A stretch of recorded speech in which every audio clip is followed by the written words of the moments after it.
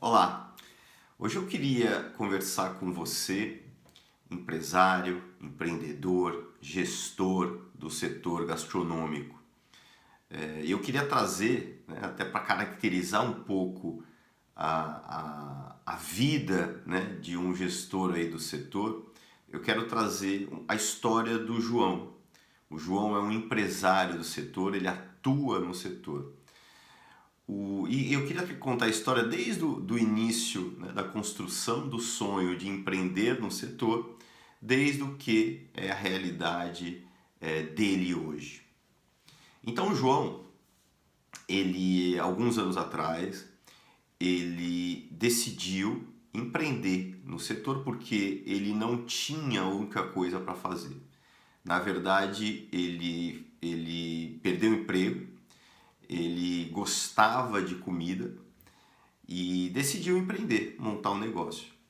Então ele juntou, né, todo o dinheiro que ele tinha, começou a sonhar com relação àquele negócio, ele se imaginava produzindo aquela comida que ele fazia em casa, que ele tinha habilidades com culinária, os amigos dele gostavam da comida dele.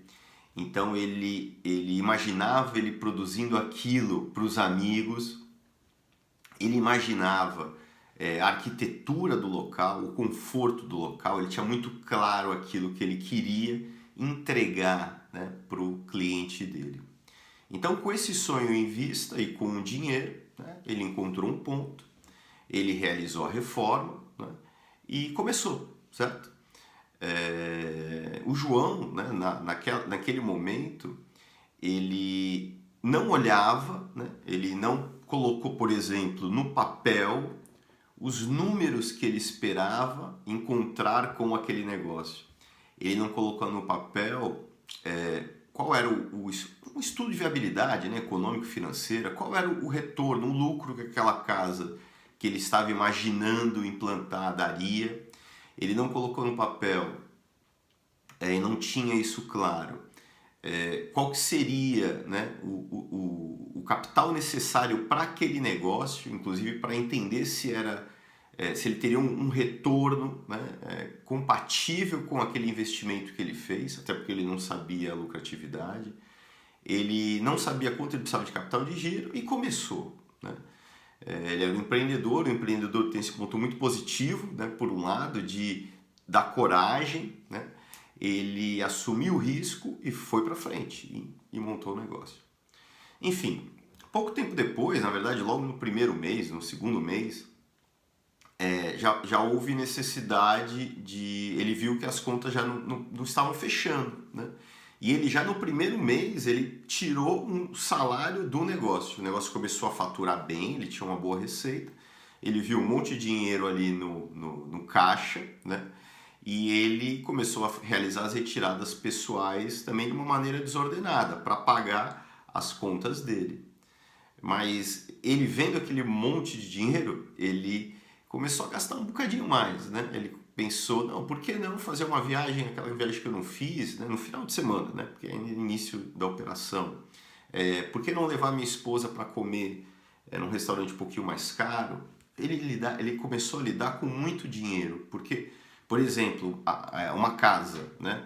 O João não faturava nada, certo? Desempregado, tinha aquele dinheiro da rescisão, e de um dia para a noite, no final do mês, ele teve uma receita de cento e tal mil reais ou 1.000 euros. É muito dinheiro, né, em termos de movimento financeiro.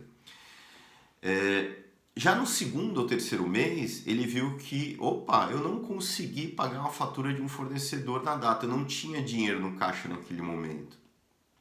Então ele decidiu que a modalidade de capital de giro mais fácil de se obter antecipar o cartão de crédito, né? Grande parte da venda era cartão de crédito, então ele puxou aí o que iria entrar daqui a um mês, ele puxou para agora e entrou no mundo já dos juros, né? Ele começou a pagar juros disso. Aí ok, ele percorreu aí, continuou, né, esse ciclo, né, de continuar retirando. Ele não sabia inicialmente, não conhecia inicialmente os números, Ele segue não conhecendo os números depois de 2, 3, 4, 5 meses, né? 6, 7 meses, ele não olha para isso, ele sabe que a casa está indo muito bem, porque o movimento está muito bom, ok? Passa mais um tempo, opa, agora eu preciso de mais dinheiro, eu não estou conseguindo pagar algum fornecedor na data, as contas começaram a atrasar novamente. Ele não sabe muito bem por quê. O restaurante dele tem fila na porta, ele tem um bom movimento, os clientes elogiam a comida dele, etc. Ele não sabe por quê, mas ele vai ali, movimentando muito dinheiro, ele vai no banco e pede um empréstimo, certo? Algo pontual para amortizar em 24 meses, etc. Conseguiu o empréstimo, né? Ele não tinha nome sujo, certo? A casa dele movimenta bem, o banco o vê, né, de maneira positiva, porque movimenta muito dinheiro com o banco dele, e consegue um empréstimo. Aí ele continua, né? Ele continua a viver nesse mundo, né? Nessa altura, né, o João, ele já está, passado um ano, ele já está com um problema com relação à qualidade de vida, né? Ele já identificou que quando ele não está dentro do negócio, as coisas não funcionam bem. Então ele começa, né, embora ele tivesse uma visão até positiva com relação às pessoas no primeiro momento, ele veio do mundo corporativo, onde tudo funciona teoricamente bem, onde cada peça tem seu papel bem definido dentro do organograma. Ele entendia-se no primeiro momento, mas depois ele viu que o cozinheiro não fazia de maneira correta. Ele ia e assumiu um papel na cozinha. Ele queria, a parte administrativa, ele colocou alguém que não fazia o papel corretamente, ele vai assumir alguma frente. Nessa altura ele já executa uma série de funções dentro do restaurante e tem muito pouco tempo. Ele vê claramente que quando ele não está dentro do restaurante, as coisas não funcionam. Então aqui ele já entrou num problema, né? Ele já não consegue mais ter momentos de lazer com a família, ele já não consegue ter tempo para levar a filha na escola, os filhos na escola, para sair para jantar com a esposa, enfim, durante a semana, né? A vida dele agora passa a ser o restaurante. Passa mais um tempo, certo? Ele continua ainda com o movimento, etc. E aí ele precisa de um outro capital de giro, né? Mais um pouquinho de dinheiro. Ele vai lá no banco sem nenhum problema. O gerente nessa altura é o melhor amigo dele, porque ele tá conseguindo pagar aquela amortização, ele está precisando de novo empréstimo, mas esse novo empréstimo vai cobrir grande parte da amortização dos pagamentos que vem para frente, né?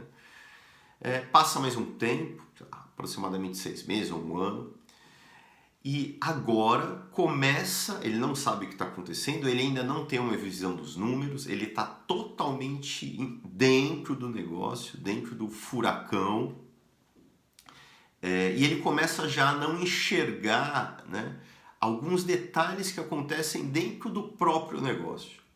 Como, por exemplo, até mesmo algumas questões ligadas à qualidade básica, como a qualidade da comida, a qualidade do atendimento. Ele já começa a ver algumas reclamações de cliente como sendo algo pessoal. Ele, não, o cliente que está errado, a minha comida é boa. Ele começa a ficar cego, entre aspas, e abrir mão um pouco da qualidade. Ele está tão cansado já, porque já são 2 anos ali dentro do negócio, cada vez ele tendo que trabalhar mais, cada vez parece que as coisas funcionam menos, né? Ele está centralizando ainda mais atividades para que aquele negócio dê certo. Ele já começou nessa altura a ficar preocupado por que de ter que pedir várias vezes empréstimo, mas ele ainda não sabe o que fazer, certo? Ele está perdido, né? Os processos internos do negócio não funcionam, tá? Ele não tem a visão dos números, mas os processos também não funcionam. O que está caracterizando aqui é a necessidade dele de centralizar toda a gestão. O tempo vai passando, aí os problemas de qualidade começam a impactar, né? Porque aí agora a fila que ele tinha na porta, em alguns dias, né, ele começa a sentir que o movimento está caindo, né? Alguns clientes que vinham não voltaram, né? Ele não sabe, ele está dentro do furacão e não percebe que o motivo dos clientes não estarem retornando são aqueles problemas de qualidade que ele passou a abrir mão, entre aspas, né? Ele está tão cansado, ele está tão no meio do furacão que às vezes ele nem enxerga mais.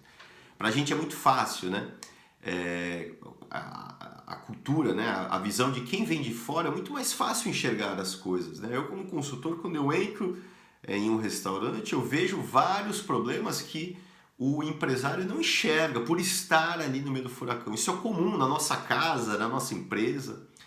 Outro dia, inclusive, eu fui num cliente onde nós implantamos o checklist, né? Aí o gerente trouxe o checklist preenchido, falou que não, Pablo, eu não consegui encontrar muitos pontos, checklist de abertura da casa, muitos pontos para incluir no checklist, né? Então ali tinham 5, 6 pontos só, né?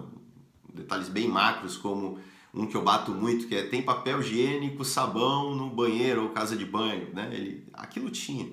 Mas eu virei para trás, né? Passei a mão assim no móvel e mostrei para ele que minha mão estava cheia de poeira. Aí eu pedi para ele olhar para trás e olhar no lustre. O lustre estava cheio de poeira, né? Então, os pormenores, né, tem que ser geridos, né? Os detalhes têm que ser geridos. Então, um empresário nessa altura, ele já não enxerga quase nada, né?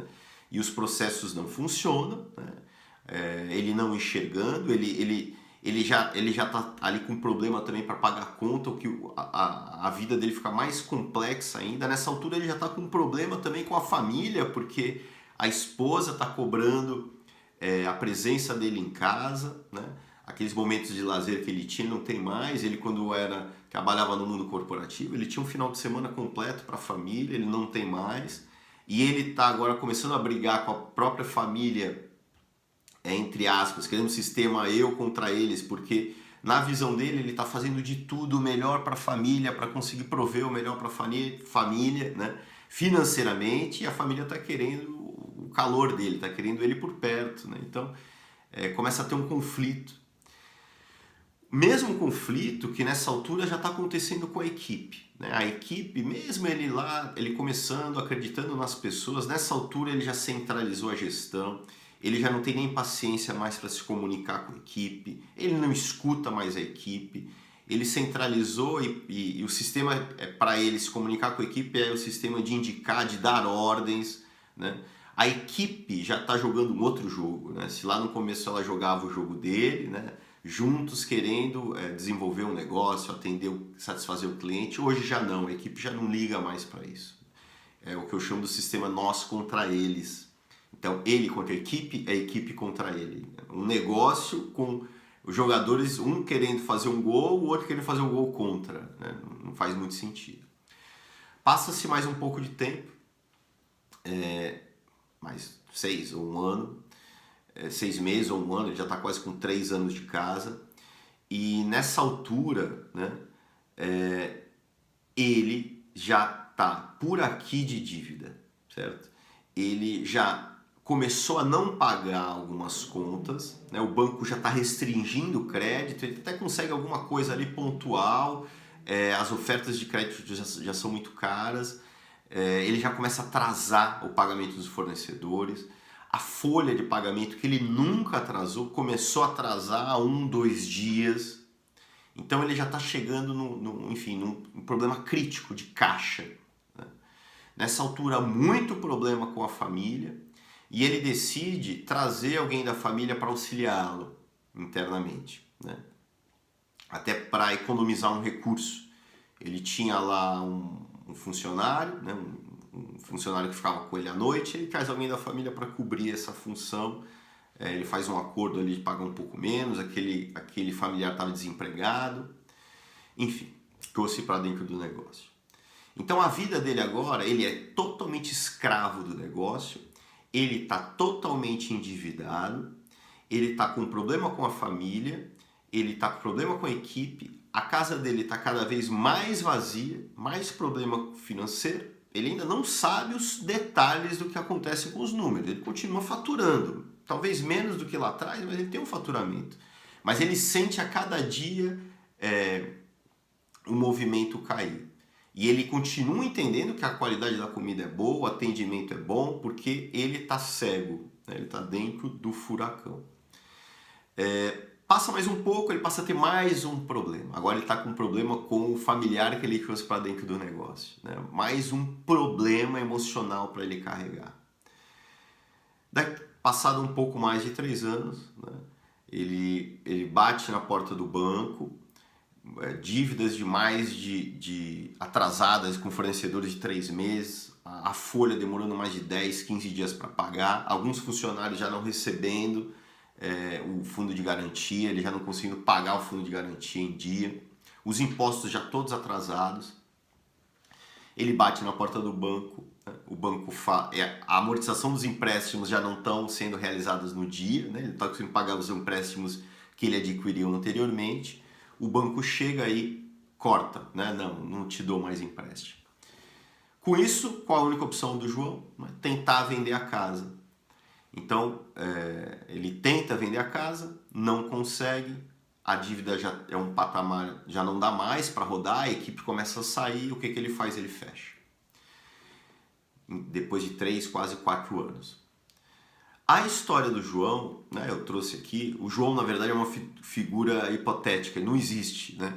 Eu trouxe aqui para tentar caracterizar o que é a vida de um gestor da restauração, normalmente. Né? Eu diria que em 80% dos casos. Né? São essas pessoas que geralmente eu convivo, são essas pessoas que geralmente me contratam para consultoria, que participam das formações, né? Grande parte delas estão nesse cenário. Agora eu queria trazer para você o que, né, o João deveria ter feito para evitar esses problemas, certo? O que ele poderia ter feito? O que ele fez de errado? Agora vamos tentar imaginar que o João ele quebrou, né? E ele decidiu estudar, adquirir conhecimento. Então ele está refletindo o que ele poderia ter feito, o que ele fez de errado nesse projeto dele e o que ele faria diferente agora. Então, a primeira coisa, certo?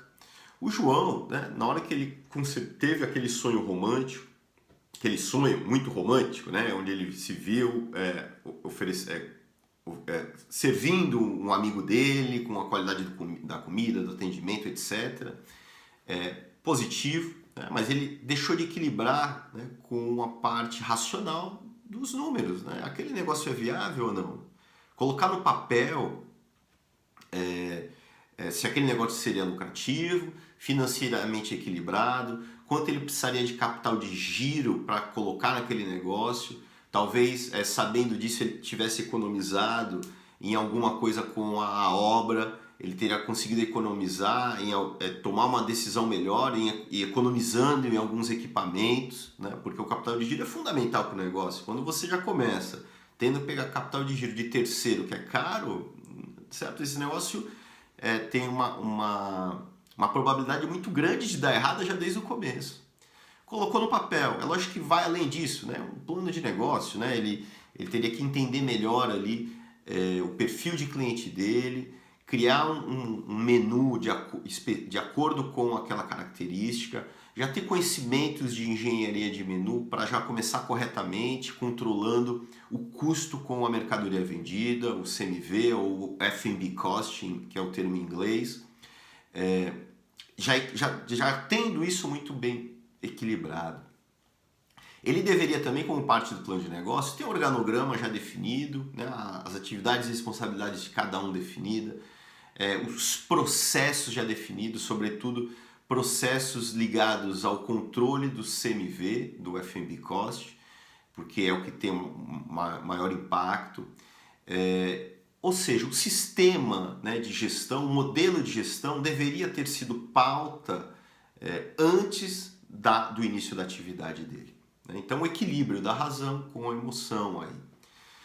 Começar dessa atividade, né, num organograma que o João definiu, começando a operação, ele deveria executar um papel fundamental que ele deixou de executar nos 3 anos e tal, né, de operação, que é o papel de diretor. Essa operação não teve um diretor. Quando ele decidiu assumir várias outras funções e ele não fazia, por exemplo, a gestão dos números, a gestão estratégica do negócio, ele deixou de executar aquela que seria a principal atividade dele. Quando ele quer economizar um recurso, 1.000 e tal reais ou euros, com um cozinheiro ele assumindo uma parte dessa atividade ou do administrativo, ele deixa de ter tempo para executar o que para ele, sendo diretor, provavelmente traria um resultado muito maior. É importante ter alguém com uma visão ampla do negócio, uma visão estratégica, que olhe nos números. Os números, por exemplo, eles apresentam um monte, quando bem geridos, ter um bom sistema de informação, ele nos traz um monte de sujeira que está debaixo do tapete. Muitas vezes, né, por meio dos números, a gente sabe mais o que está acontecendo na operação do que estando lá todo dia. Por exemplo, o indicador de precisão de estoque, né, que é um indicador que é um número gerado. Pelos números eu posso saber que eu estou sendo roubado em tantos 1.000 euros ou reais por mês. Eu olhando, eu não sei se alguém está tirando uma porção ou uma dose de alguma proteína. Eu não sei, mas pelos números eu sei. Enfim, ele não tinha esse respaldo dos números. Ele deveria ser um diretor dentro do negócio. Mesmo que no primeiro momento, ok, eu quero economizar. Perfeito, não tem problema. Estou no início da operação, é importante ir com o pé no chão. Eu vou ser diretor e também vou ser o administrativo. Mas eu estando muito ciente disso, certo? E eu criando, né, depois, lógico, quando eu tenho já um modelo de gestão pré-definido, com responsabilidades pré-definidas, com rotinas pré-definidas, eu permito, né, que cada pessoa vá fazendo sua função, porque eu sei qual é a função de cada um sabe qual é a função. Então eu já crio uma base para que eu não centralize a gestão. Ele já tinha aquela crença positiva de acreditar nas pessoas, que é uma coisa importante. Se você é um empresário que não acredita nas pessoas, aí não tem como formar uma equipe, né? Então a única lei que impera é eu estar com um chicote ali atrás para a equipe trabalhar. Não, eu acredito nas pessoas, eu vou criar processos para que elas trabalhem corretamente. Com uma visão muito importante, né? Com uma visão de processo, problemas de qualidade, 95% deles estão ligados aos processos e não às pessoas. Então ele deveria ter isso. Como diretor, ele deveria ser o grande maestro da operação. Mesmo que no primeiro momento ele tivesse que cumprir outras pecinhas, outras caixinhas no organograma dele, mas buscando em algum momento ser um diretor. Ou um empresário do setor assume o papel de diretor, ou ele vira escravo do próprio negócio, se dedicando mais do que 60, 70 horas por semana, ele entra no meio do furacão, fica cego e não consegue sair daquilo ali.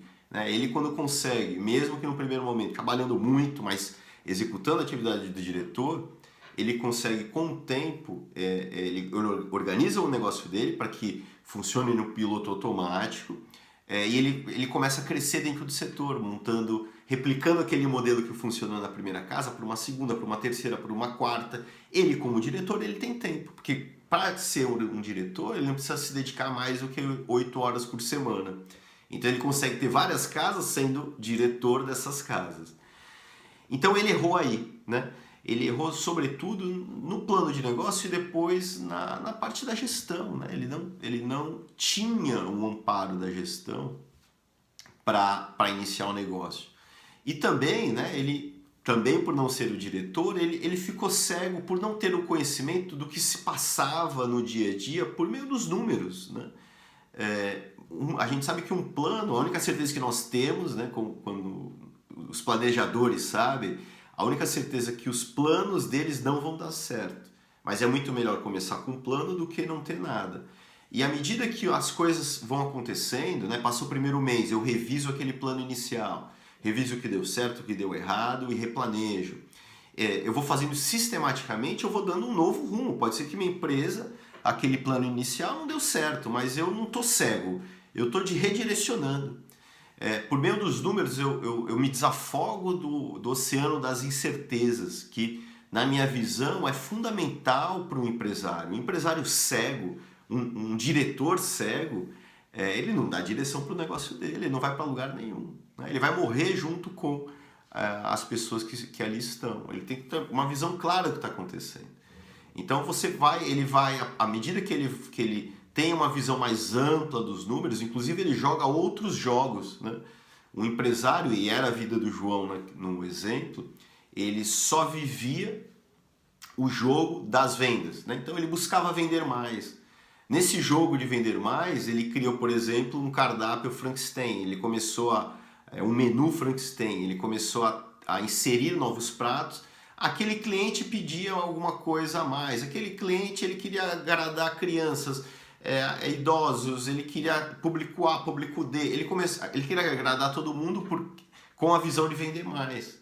Isso foi fazendo com que a dificuldade operacional dele aumentasse, a necessidade de incremento de estoque aumentada, né?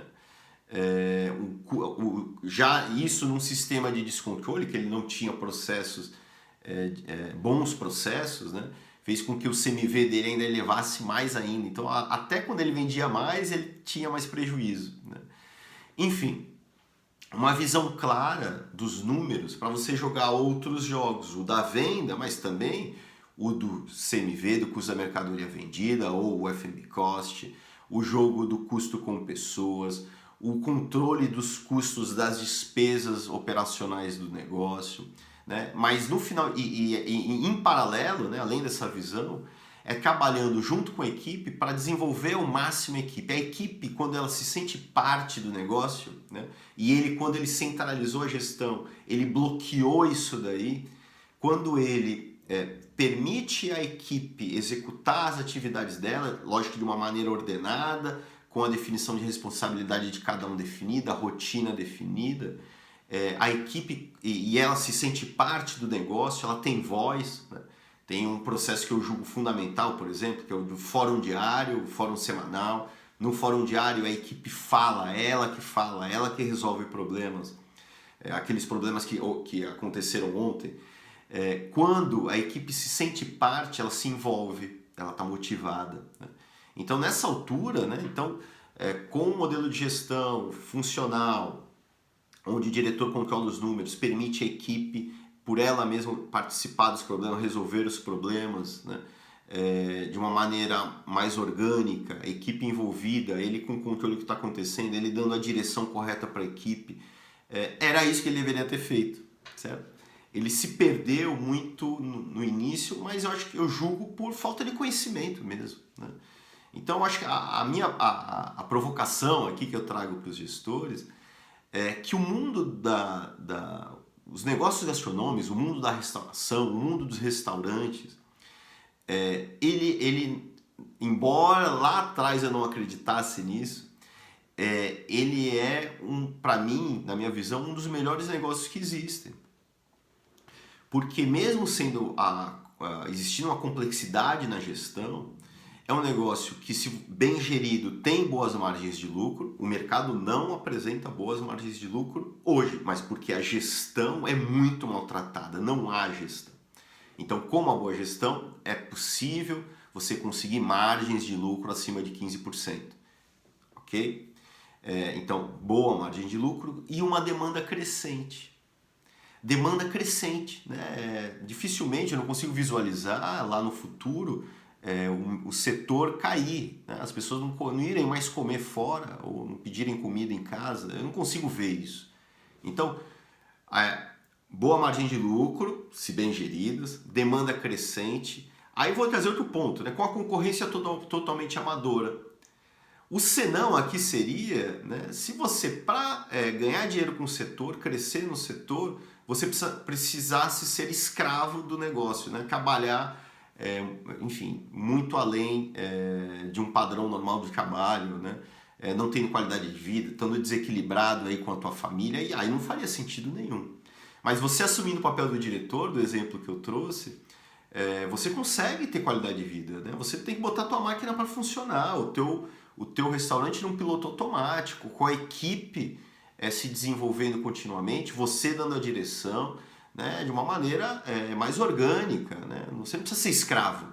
Eu sei que alguns empresários querem ser escravos. Eu não consigo entender essa visão de querer ser escravo. Eu já ouvi alguns depoimentos de empresários que, Pablo, eu quero estar lá o dia inteiro, é isso que eu gosto, é isso que eu quero. Ok, né? Mas provavelmente a tua vida não está equilibrada, né? Não tem como estar equilibrada, você não tem como ter um equilíbrio aí com a tua família, com a tua vida, né? Você não tem vida, a tua vida é um restaurante, ok, pode ser tua opção, né?